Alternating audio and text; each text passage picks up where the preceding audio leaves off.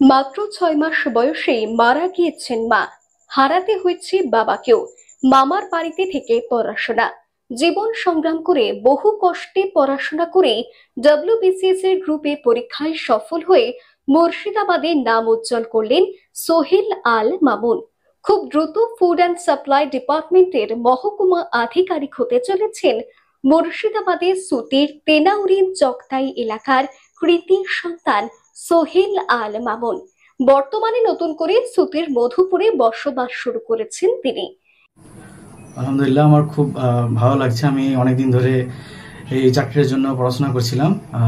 প্রথমত অনেকদিন ধরে ধৈর্য ধারণ করে পড়াশোনা করে এবং ক্রমাগত পরিশ্রম এবং লেগে থাকার ফলাফল এটা।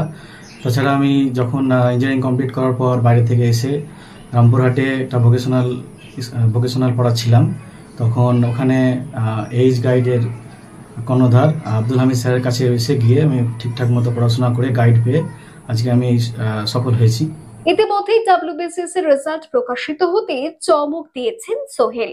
রাজ্যে 135তম স্থান অধিকার করেছেন সোহেল আল মামুন।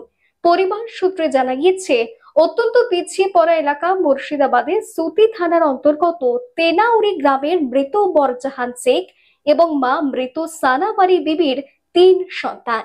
ছোট সন্তান সোহেল আল মামুন। সোহেলের যখন 6 মাস বয়স তখনই মারা যান মা। একরত্তি মামুনকে বুকে আগলে রাখেন দিদা রূপবান বেওয়া। তার কাছে পালিত হন সোহেল আল মামুন। র্যাঙ্ক 135 এই গ্রুপে কি হতে চলেছেন তাহলে আপনি এবার? আমি এটা আসলে West Bengal food and supply সার্ভিসে sub divisional controller food and supply ডিপার্টমেন্টে আছি, নিয়োগ হবে। আর ভবিষ্যতে ইচ্ছা আছে যে পরের বার আরো ভালো করে দিয়ে অন্য কিছু করার, বেটার কিছু করার।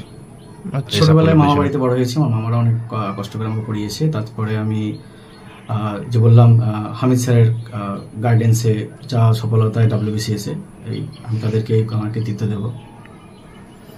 6 বছরের মামুনের ঠাঁই হয় পাশের গ্রামে মামার বাড়িতে। বাবা শ্বাসকষ্টে ভুগতেন। বছর 4 আগে বাবারও আকস্মিক মৃত্যু হয়। পরিবারের দারিদ্র্য নেমে আসে। অদম্য যে তার অধ্যাবসার কাছে হার মেনেছে দারিদ্রতা। বছর 30-এর সোহেল আল মামুন এবছর ডব্লিউবিসিএস পরীক্ষায় রাজ্যের মধ্যে 135তম স্থান অধিকার করেছেন। আগামী কয়েক মাসের মধ্যে মহকুমা খাদ্য নিয়ামকের পদে যোগ দেবেন তিনি। পরিবারে অভাব থাকলেও মামুনকে কখনো পড়াশোনা ছাড়তে বলেননি বাবা বরজাহান শেখ।